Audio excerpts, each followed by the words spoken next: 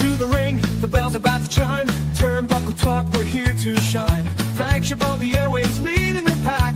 Breaking news, reviews, we've got your back.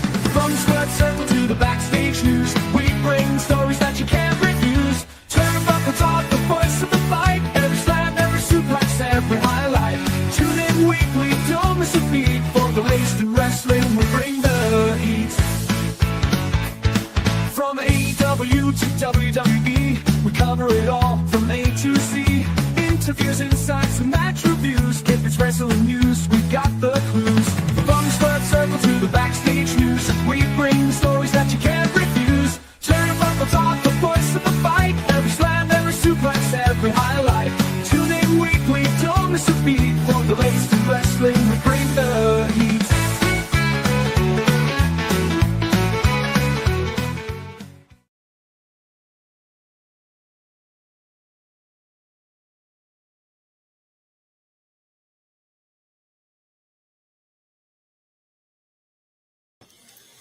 Ladies and gentlemen, it is Tuesday night. It is 8:05 p.m. Eastern. It is time for some Turnbuckle Talk. It is just me this week, your host, Chris Best here. Carl's away on assignment. OMD's off on vacation. So it's just going to be me.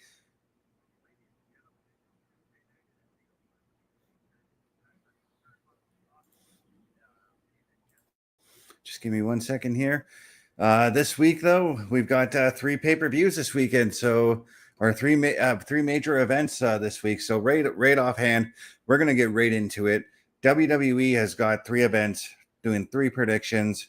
We're going to do predictions for all 3 shows. Starting off with the NXT Great American Bash. As far as I know, as far as the card is showing, 3 matches have been announced so far. Sol Ruca versus Izzy Dame is going to be the first match we're going to take a look at here. Sol Ruca is going to be defending her NXT Women's North American Championship against Izzy Dame, and this is going to be one heck of a match here. I'm going to go with Sol Ruca taking the win here. Not sure. I get a feeling that maybe Zarya is going to find her way to be involved in this match here. I also do think both women will be also at Evolution, possibly in that women's battle royal. Again, this is all matches that have been been announced. If there's other matches that are going to be announced here, we'll cover them as during the weekend for the PLE patrols. But I think Sol Ruca is going to take the win over Izzy Dame. This is going to be one heck of a match here.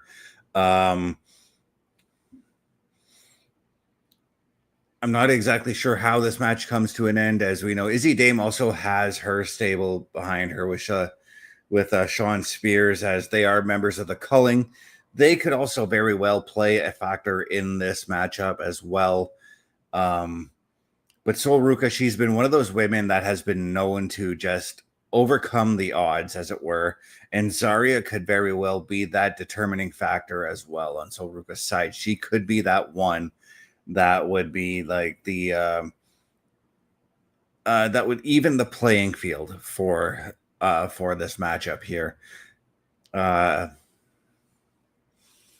match that's scheduled on the card, though, is Jordynne Grace and Blake Monroe taking on Fatal Influence. That's JC Jane and Fallon Henley with Jasmine Nix in their corner. This is going to take place the night before Jordynne Grace challenges JC Jane for the NXT Women's Championship on Evolution. This is going to be a great match too. I think this is going to be kind of like the make or break match for Blake Monroe, the former Mariah May.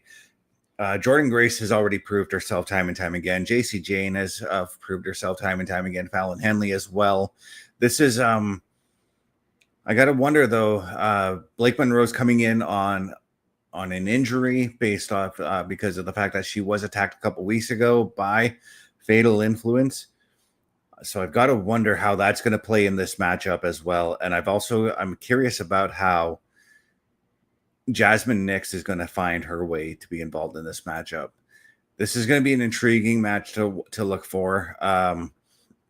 Could this be the match where Jordynne Grace gets the win and she comes in with that extra little bit of momentum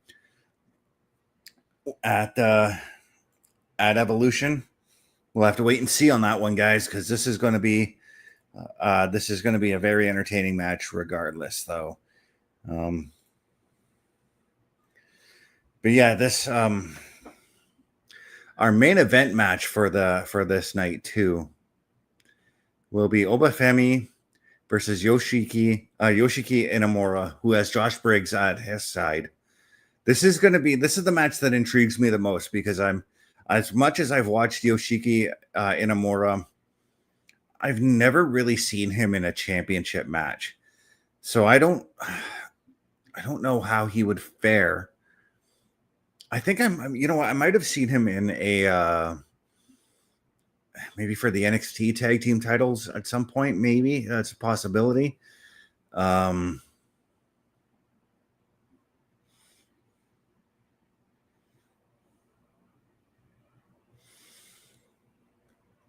But yeah, his match, this match against Obafemi, this is, and the reason why this is intriguing to me is, like I said, I have never seen Inamura in a singles championship match. I don't think I've seen him in a singles championship match even outside of NXT.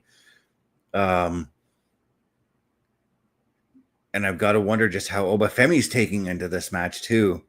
Is he going to be that a little bit on the cockier side because he has been walking around with a little bit of a swag to him? I mean, when you're a guy the size of Obafemi, why wouldn't you walk around with that kind of swag on you? He is going to be the defending champion. I do think Obafemi actually does take the win, but again, this is going to be an intriguing matchup solely for the fact that I'm interested to see Yoshiki Inamura in this type of a scenario. Again, like I've said, never really seen him in a scenario where he was in a championship match up here. And I'm very curious about what Josh Briggs' involvement will be in this match too. If there is going to be any involvement from Josh Briggs at all, or if Yoshiki's going to be like, yo, I want to do this on my own. I want to prove that I can beat Obafemi on my own. Yeah, this is I'm very excited about this matchup as well. But those are the three matches that have been announced for tonight or for NXT Great American Bash. I'm sure that there's going to be more that's going to be announced tonight, but we're only covering the three that have been announced. So let's move on. Why don't we say we move on to the next match card, which is Saturday night's main event in Atlanta. This is the 40th event in the chronology of Saturday night's main event. This card also has three matches announced and three very big matches as well. Starting off, Randy Orton is going to go one-on-one with Drew McIntyre. We both know that both Drew and Randy have had that thirst, that hunger, that insatiable appetite for the World Heavyweight Championship or the WWE Championship. I've got to wonder if this match is going to have some sort of implications for that. This is going to be one of those knockdown drag-out brawls. We got two very experienced wrestlers going one-on-one here. I got to say, though, I think I've been going back and forth on this one here, and I feel like it's been a long time since we've seen Drew win a big match. It's also been a long time since Randy Orton's won a big match as well. I think I'm going to go Drew McIntyre. I think I'm going to take Drew on this one.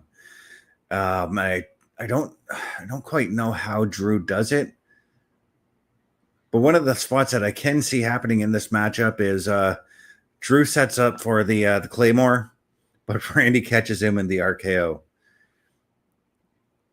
I could see that happening in this matchup as well. I could see Drew actually hitting the Claymore. But yeah, Randy Orton and Drew McIntyre. I think I kind of want to see Drew take this win. Because a loss for Randy, I don't think would hurt him. Nor would a loss for Drew, for that matter.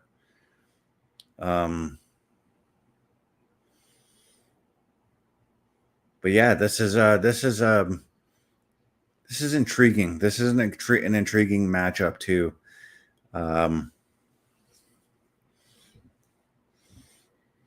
I don't know, Chad. What do you guys think? Who do you guys think is going to take this one here?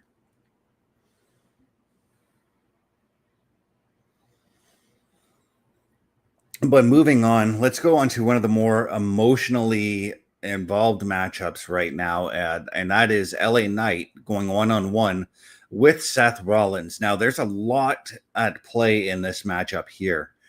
You've got Seth Rollins with Bronson Reed and Braun Breaker lurking around ringside. You know that they're going to find their way to be involved in this matchup. You know that there's going to be shenanigans because of those two men. But on the flip side, I can see CM Punk coming in. I could see Jey Uso coming in. I'd like to say Sami Zayn comes in, but according to Paul Heyman last night, he's been taken out with taken out indefinitely, I should say. And I'm trying to think like who else. Oh, Penta could very well find his way involved in this matchup as well. So I'm gonna say much as I love LA Knight, I think the numbers game will catch up. And I think Seth Rollins is going to take that win. I really do. I think Seth Rollins is going to take that win here.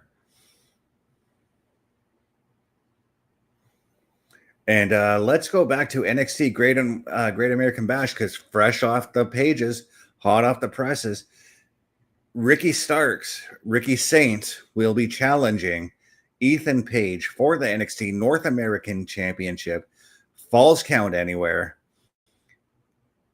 This is going to be it's going to be a fantastic matchup there. I do think Ethan Page's boys will find themselves to be involved there, and I'm going to go right off the bat and say Ricky Saints has been one of those guys that's been known to be one step ahead of everybody. So I'm going to go ahead and say Ricky Saints is going to take the win on that one. But let's go back to Saturday night's main event. I do think Seth Rollins takes this win here. Because of the fact that Braun Breaker and Bronson Reed are going to be involved here.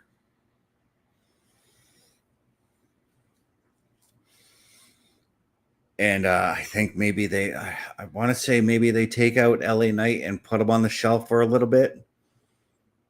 But we'll have to wait and see come this Saturday night. Also on the Saturday night for the World Heavyweight Championship, this will be Goldberg's retirement matchup. This is good. There's a lot of emotion riding on this matchup between Goldberg and Gunther, as we've seen over the last couple of weeks. Gunther's been at Goldberg's throat. Goldberg has been at Gunther's throat.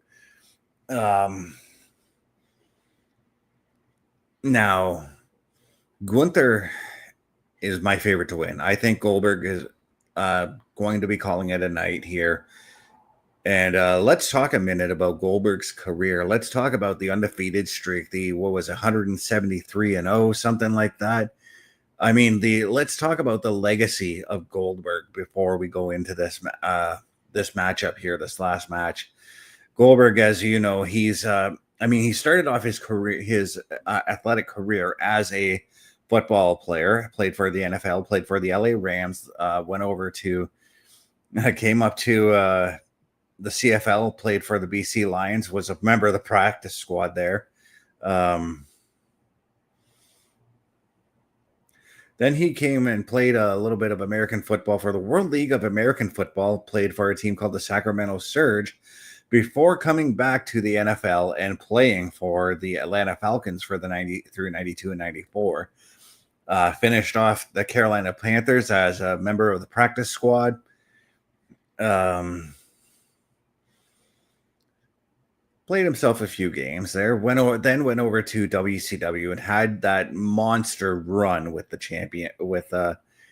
WCW with that 173, whatever, the undefeated streak, we'll call it that. Which started off when he defeated Hugh Morris, and that was a very humorous situation. often defeating his opponents in under like 2-3 minutes tops. I think the longest match that I might have seen him wrestle in WCW might have been the match he had with DDP at Halloween Havoc in '98, which ended up getting cut off from the pay-per-view feed but shown on Nitro the following night, in which Goldberg still retained the championship. And then at let me see here, at Starrcade that year, it was one of the strangest things, because I'm not sure if this had to have had to happen.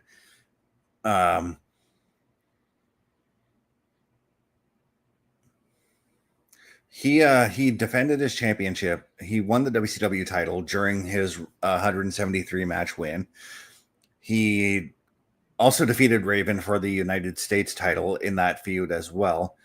But he went into Starrcade in '98 on December 27th, where he would lose the World Heavyweight Championship to Kevin Nash with the help of Scott Hall, who disguised himself as a security guard, using a taser to incapacitate Goldberg. Which I guess in sort of a way, it does make sense that would happen, because of Goldberg was just unstoppable, and I'm fairly certain, from what I can remember, Goldberg was on the cusp of defeating Nash when Scott Hall went ahead and did that. So Goldberg would go on. He was actually supposed to have a match with Kevin Nash for the World Heavyweight title on the January 4th, 1999 episode of Nitro.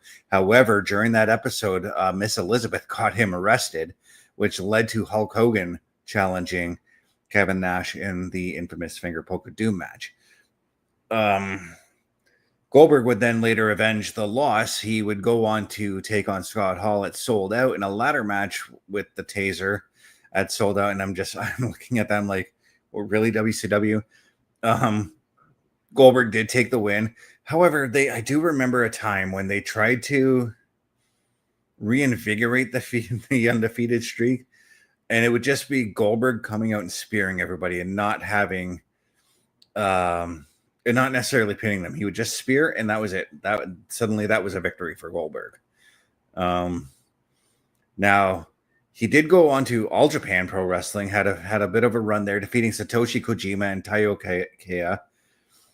Went on to defeat Rick Steiner in a match for the W1 promotion in Japan. And he would also team up with KJ Muto to defeat Chronic. His success in Japan would then lead to him going to the WWE. But after leaving Japan, he would go on to WWE. His first match would be, of course, against The Rock, after he speared him the night after WrestleMania 19 on the Raw afterwards. It was probably one of the first Raw surprises. Although I wouldn't say it was really a surprise, because I do remember them advertising him at WrestleMania 19.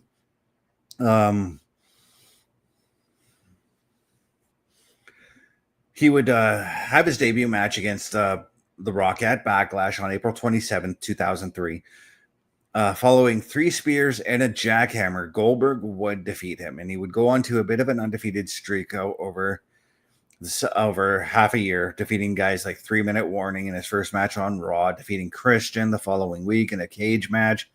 Goldberg then began a feud with Chris Jericho, which would culminate in them in a match between the two at Bad Blood on June 15th, which Goldberg won. But in August of 2003, Goldberg would begin a rivalry with World Heavyweight Champion Triple H, which would lead to a match at SummerSlam, where they had the Elimination Chamber, in which he would eliminate Randy Orton, Shawn Michaels, and Chris Jericho, before getting pinned by Triple H, who used a sledgehammer, which was provided by Ric Flair. It was Goldberg went for the spear. Hunter got the sledgehammer, smashed him in the back of the head. The feud would continue, leading to a title versus career match at Unforgiven the following month, where Goldberg would defeat Hunter and become the World Heavyweight Champion. But following this title win, though, Triple H did offer a $100,000 bounty to anybody who could sideline and take Goldberg down. So several wrestlers attempted but failed. Batista would be the one who would step up and do it. thus solidifying his membership with Evolution. Batista at that time was actually returning from an injury as well. This happened on the October 20th episode of Raw. After a title defense against Shawn Michaels, injuring his ankle. Now, despite the injury and the interference from Evolution members, Goldberg retained the championship against Triple H at Survivor Series on November 16th, which I don't remember that, but I thought he lost the title like a month after. But it says here that this rivalry would culminate in triple threat match at Armageddon on December 14th, where Goldberg did lose the title. Now, this triple threat match, he lost the title to Triple H, but Kane was also involved in the match, ending his this reign at just 184 days. But in early 2004, this is around the time Goldberg was getting ready to leave the WWF. He only signed a one-year deal at the time, and he was getting ready. He would enter a feud with Brock Lesnar, and at the Royal Rumble, Brock Lesnar interfered in the Royal Rumble match, leading to Goldberg's elimination by Kurt Angle. The following month, at No Way Out, Goldberg would help the legendary Eddie Guerrero win the WWE Championship from Brock Lesnar, which would then lead to, which was one of the crappiest matches in pro wrestling history, WrestleMania 20, Goldberg and Lesnar. Now, we all know Goldberg's more recent history, but I thought I'd give you guys a little bit of a shot here at the more past history of Goldberg. And I've got to say, guys, Goldberg, thank you for the memories. Gunther's going to take the win at Saturday night's main event. This is a great way to put Gunther over. Gunther now can, afterwards, after this match, he can go around and just basically get really cocky and snotty and just be like, I beat Goldberg. I beat one of the greatest to do it. Nobody can touch me. And then that's when whoever Gunther's next challenger is steps up to the plate. That's where I'm going with this one. It's still going to be a knockdown, drag-out brawl. Both men can hit hard. Both men will hit hard. But I got Gunther taking the win on this one. Now, before we move on to the final event here, guys, let's take a look at what we've got going on with the Turnbuckle Affiliation Program. Turnbuckle Studios and the Turnbuckle Affiliation Program bring you the week of streams. All times are in Eastern Time. Monday nights you get the Locker Room Breakdown at 7 p.m., followed by the Raw Patrol at 8 p.m. Tuesday brings you the flagship show, Turnbuckle Talk, at 8:05 p.m. Wednesday we play games with the PlayStation Showcase at 8 p.m. Thursday we got total non-stop action with Brace for Impact at 8 p.m. Friday we game again with Unleashed, the Jessica Wilde story at 7 p.m. Following the game, join us for the SmackDown Security Detail at 8 p.m. The weekend brings you Saturday Night Gaming at 8 p.m. On Sunday be sure to catch the Chris Parrish podcast at 12:15 p.m. followed by the Boar's Nest at 8 p.m. Be part of the shows and join the chat every day. Yeah, and now a little programming note, there will not be an episode of Saturday Night Gaming this weekend. There will be a PLE Patrol for Saturday night's main event. I'm not sure if there's going to be one for Great American Bash. I believe that's going to be up to Chris Parrish if he's going to be doing that or not. But if you want any information as far as everything going on with the Turnbuckle Affiliation Program, dudes, all you got to do is visit turnbucklestudios.org, where you can go to the Meet the Team, where you will find out information about myself, OMD, Bubba Duke, Chris Parrish, Carl Carafel. From there too, you'll be able to get you'll be able to find links to all of the latest episodes that we've got going on for the Turnbuckle Affiliation Program. While you're online, though, guys, that's not the link. That's not the website there. It's Carl Carafel's link tree, guys, if you want to go ahead and visit that. But while you're online doing some shopping, why not head on over to carlcarafel.redbubble.com. get some merch there for you. Decorate your house in Turnbuckle Affiliation Program, merchandise and apparel. If you wanna rep your favorite shows while you're out and about, carlcarafel.redbubble.com is the place to go. But let's move on, guys. The next event that's going to be held in Atlanta is WWE Evolution 2. And there are 7 matches announced for this show. Let's start off with this one here. JC Jane versus Jordan Grace, NXT Women's Championship on the line. I think this is Jordan's moment to shine. As much as I'm enjoying JC Jane as that top heel, should Jordan fail, though, JC Jane could very well become that top heel. And the only reason I think JC Jane could win this match is because of the fact that Fallon Henley and Jasmine Nix will be at ringside. Again, this is provided that maybe they don't get hurt at Great American Bash the day before at the hands of Jordan Grace and Mariah May or Blake Monroe. Which, by the way, she could also very well be a factor in this match in helping Jordan Grace get that win. Maybe she's also the one who turns on Jordan Grace, if that's going to be a thing. But I really do believe that on the inside, I think Jordan Grace is going to get that title. I think it's that time for her. The next match is a match that I've been going back and forth on with this one because of the fact that one woman has not been able to defeat the other one, and that's Rhea Ripley challenging Io Sky for the Women's World Championship. Now, we all know Io Sky's got 4 victories over Rhea Ripley. Every time they've met, Io has been the one taking the win. Could this be the moment that Rhea takes the win? I'm going to say yes. I'm going to say yes on this one. It would be, I'm really enjoying Io Sky's run with the Women's Championship, though. That's the thing that I'm wrestling with this prediction here.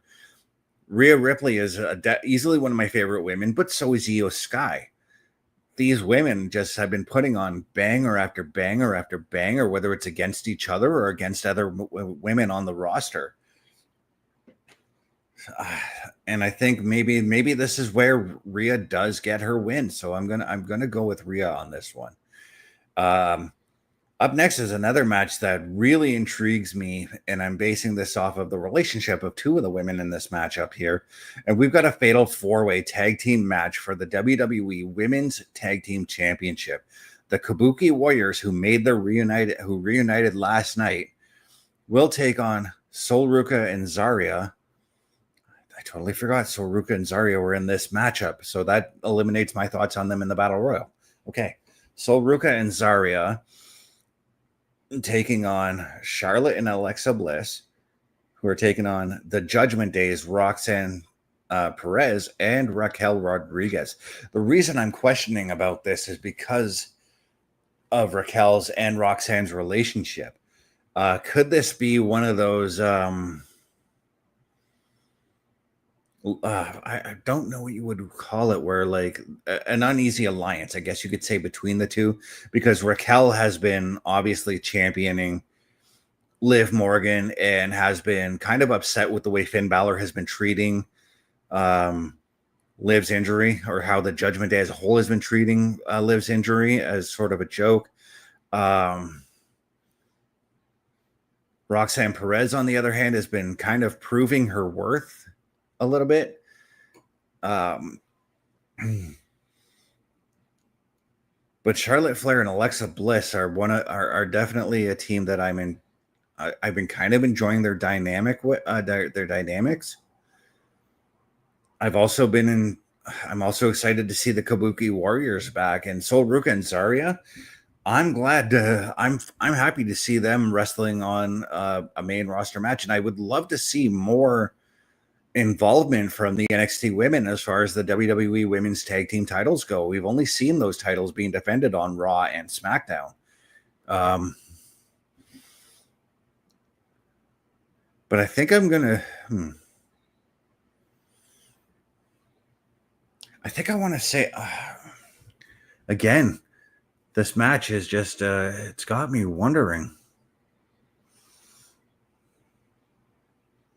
It's got me wondering again, like, because all these women, they do have a good claim at becoming women's tag team champions. I mean, the strongest relationships in this match are definitely Sol Ruka and Zarya and the Kabuki Warriors. Because Charlotte Flair and Alexa Bliss have kind of this uneasy alliance as well, where they're basically doing this alliance where they're two experienced women who are just trying to, I guess you could say, get back to their glory, as it were. But Charlotte Flair and Bliss also put on a heck of a match and showcased that they could be a solidified tag team and a legitimate threat to the women's tag team championships. Raquel Rodriguez and Roxanne Perez, this would be their first time tag teaming as tag team champions as well in this matchup. As they didn't tag team last night, Roxanne Perez had a singles match, but Raquel Rodriguez was there at ringside with her. And the Kabuki Warriors, they have experience with the NXT Women's Tag Team or the WWE Women's Tag Team titles, having held them a couple of occasions. I think I'm going to go with the underdog tag team, and to me, that underdog tag team it's got to be Raquel and Roxanne. I think they could very well pull off the surprise here. And if they do lose, I'm going to go with my second pick, and that's going to be Charlotte and Alexa to take this one. There's a lot of intrigue in this Fatal 4-Way. I'm not going to lie, guys.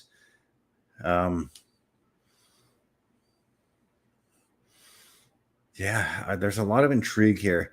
There's a lot of intrigue in this next match too. They're having a battle royal for the world championship match at Clash in Paris. So far, announced participants are Ivy Nile, Stephanie Vacour, Nia Jax, Nikki Bella, Natty, and Maxine. I'm going to base my prediction off of these announcements here. And there's two that I like. There's two that I really, really like in this one, and that's Stephanie Vacour and Nia Jax. But again, not everybody has been announced for this Battle Royal, but I'm going to go with those two. And I've already said this about Nikki Bella. I get this feeling with her. She's going to make it down to like the final 3, the final 4 before somebody finally throws her out. But I'm wondering now, I'm very curious as to who they challenge. I'm going to have to assume that depending on the brand that you are on, if you win, whichever brand you're on, you're going to challenge for that championship. I do like Stephanie Vacour's and Nia Jax's chances. So I'm going with either one of those two. All right. Now, this match here, I'm very intrigued with just solely for the fact that it seems like it's two friends that are going to battle it out. This is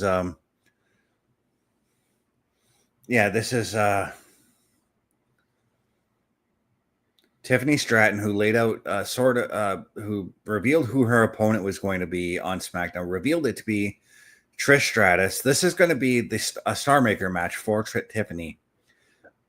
And I've got Tiffany winning for that sole reason, because I don't see Trish winning the women's championship for an 8th time. As much as I would like to see that, and as much as I would like to see Trish go on a nostalgic run with the title, I think Tiffany's going to take that win here.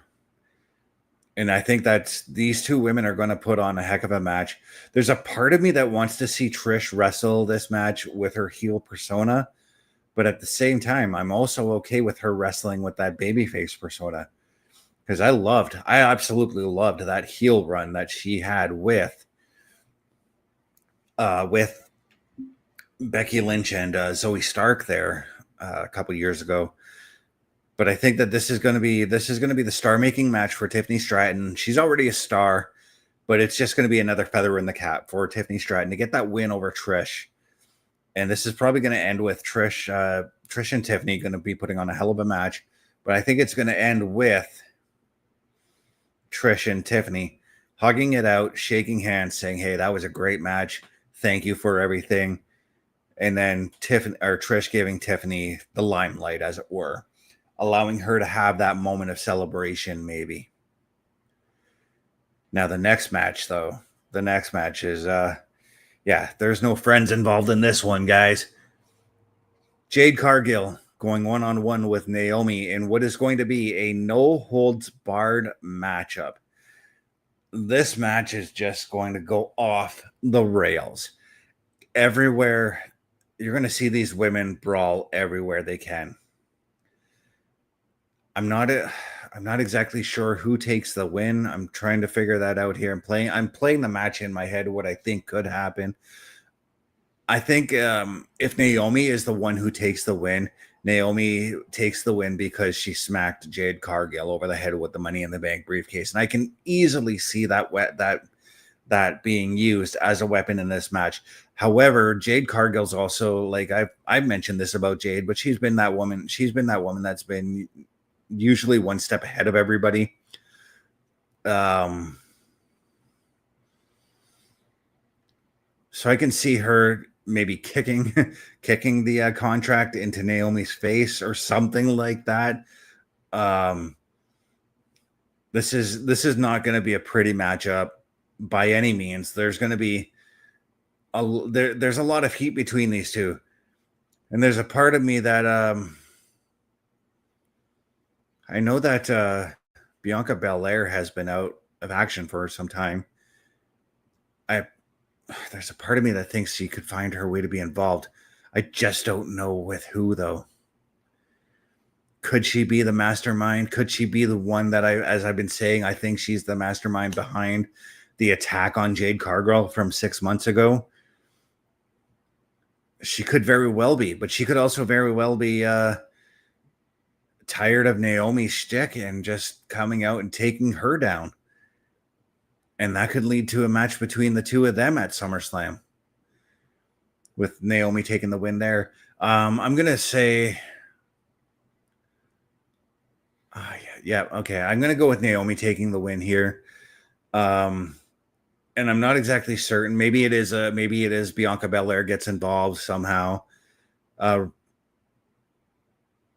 No, wait, I'm sorry. I said Naomi. I'm going to go Jade Cargill. I'm going to go Jade Cargill taking the win here, because now we're going to get a frustrated Naomi. Naomi's not going to be a happy camper, period. She's going to go off the hinges over the next couple of weeks, doing whatever she can to try and sideline Jade Cargill as Jade Cargill gets ready for her match with Tiffany Stratton, who's going to win the match against Trish Stratus, because this is where it's going to lead to, is those two at SummerSlam. And it could very well lead to Naomi cashing in on Jade Cargill as Jade Cargill takes the win over Tiffany Stratton. We are going to see Jade, celebrate that win within the ring. Naomi's going to come out, take her out with the briefcase, whatever, cash it in, and Naomi is suddenly your women's champion. So yeah, I think Jade maybe takes the win on this one. Another match that has a lot of heat to it as of late. A triple threat match has for the WWE Women's Intercontinental Championship. Becky Lynch defends her Intercontinental title against Bayley and Lyra Valkyria. Here's how we see this going right now. There's a lot of heat going on between Bayley and Lyra, and this is where I see maybe the start of the match happening. We're going to see all three women, maybe do some kind of a stare down, right? Becky's going to powder out, leaving Bayley and Lyra to brawl on their own. Becky takes a break. She just kicks back and relaxes. Suddenly, maybe Bayley or Lyra make the pin on one another. Becky then suddenly gets in, pulls one of them off of each other. Then we get Becky involved, and we get both Bayley and Lyra turning their heat on one another onto Becky. And then suddenly Becky's finally getting that double team that we've been wanting to see. We've been wanting to see both these women beat down Becky Lynch. This is going to be a very close, a very close and very entertaining matchup, guys. But I think I'm going back and forth because, again, I like all three women in this matchup, and there's a part of me.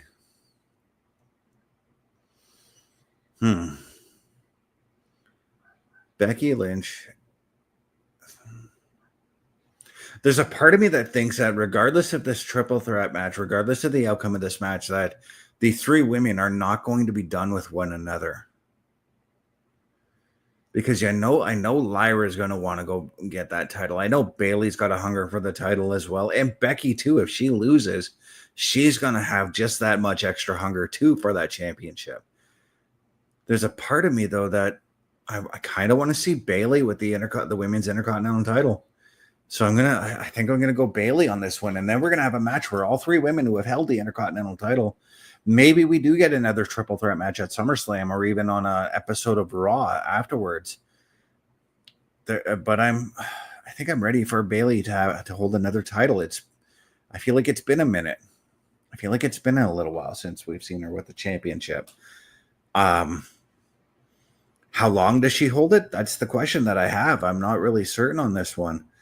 But yeah, this is going to be a stacked weekend, guys. It's a very, very stacked weekend.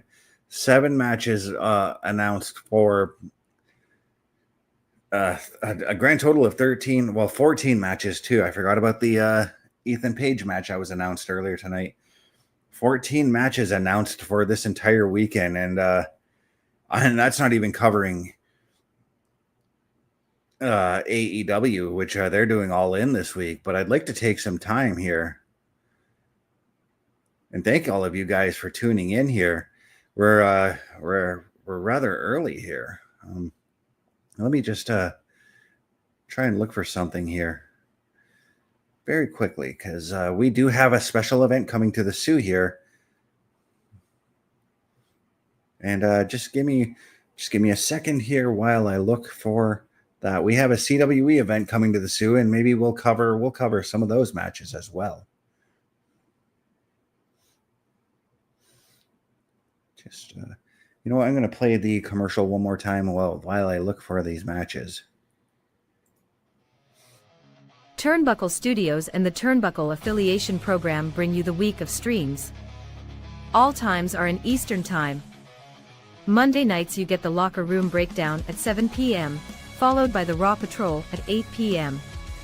Tuesday brings you the flagship show, Turnbuckle Talk, at 8:05 p.m. Wednesday we play games with the PlayStation Showcase at 8 p.m. Thursday we got total non-stop action with Brace for Impact at 8 p.m. Friday we game again with Unleashed, the Jessica Wilde story at 7 p.m. Following the game, join us for the SmackDown Security Detail at 8 p.m. The weekend brings you Saturday Night Gaming at 8 p.m. On Sunday be sure to catch the Chris Parrish podcast at 12:15 p.m. followed by the Boar's Nest at 8 p.m. Be part of the shows and join the chat every day.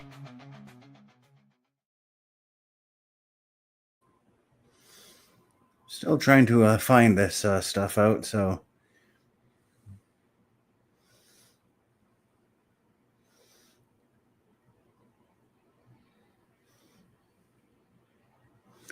there it is. Got the card here. This is going to be CWE bringing back the Cruel Summer Tour this Thursday night. We've got a special 8-man tag team elimination main event, which I'm not even sure who's going to be involved in that one, but it's going to be Survivor Series rules, basically. There's a tag team match on the card. TNA wrestling legend Supermex Hernandez. That's right, Hernandez, formerly of the Latin American Exchange, the LAX. He's going to be teaming up with Samson to take on the Double Ds. And I've got to tell you guys, Derek and Danny Diggler, you guys are in trouble. I got a feeling that Samson and Hernandez are going to dominate you two. The CWE title will be on the line as chiseled Chad Daniels takes on one of my close friends, Steel City Saint, Vinny Da Vinci. Vinny, do it for us, man. Come on. We could use that win. I got to go Vinny. This is going to be a hell of a match. So Chad Daniels is no slouch in the ring. Neither is Vinny Da Vinci as well. The CWE Central Canadian Championship match will also be on the line as that crazy mofo Kamikaze defends his championship against Ronnie Attitude. Don't know too much about Ronnie, but I know Ronnie's going to have a tall order against Kamikaze, and I'm going to go with Kamikaze taking the win here. Now, this next match also really seems very obvious to me. The Backwoods Butcher, Rusty Blackwell, taking on the 7-time CWE heavyweight champion, hotshot Danny Duggan. This is going to be a brawl. It's going to be a brawl between the two men, but I've got to go with the Butcher. I mean, the dude is incredibly powerful, and I just don't know how Danny gets out of this one. And another match featured on the card is another local man in the name of Diego Da Vinci tag teaming with not tag teaming, but accompanied by his manager, Sergeant Commando, where he takes on, there is no tag teaming in this match, Chris. He takes on the old dog, Dan Jarrus. This is going to be a hell of a match. This is actually going to be a hell of a show, guys. Look for us Thursday night if you're in the Sault Ste. Marie area, Thursday, July 10th at the Sioux Blasters. VIP meet and greet, 6 p.m. Doors open at 6 p.m., but doors open to the public at 6:30. Bell time 7 p.m. But if you're anywhere in Canada where the CWE is going to be, guys, legitimately, guys, please go and check them out. But you know what? I think it is time that we give out our socials. And so if you want to find me, guys, you can find me at my Linktree, lanktr.ee/Chris_best83. You will find me tomorrow night doing a live edition, the only live edition of PlayStation Showcase. Tomorrow, I'm not even sure which game we're going to be covering, so it's going to be a bit of a surprise for you guys. You know what? Even though he's not here, I'm going to give out Carl Carafel's Linktree as well. His is lanktr.ee/Carl Carafel. While you're online, though, guys, I know that I've mentioned this earlier tonight, but head on over to carlcarafel.redbubble.com. Make sure you buy yourself some Turnbuckle Affiliation Program merchandise. Every cent that goes into those purchases gets sunk right back into the work we do right here at the Turnbuckle Affiliation Program. But on that note, ladies and gentlemen, in the words of the immortal Carl Carafel, the world's a scary place. Take care of each other.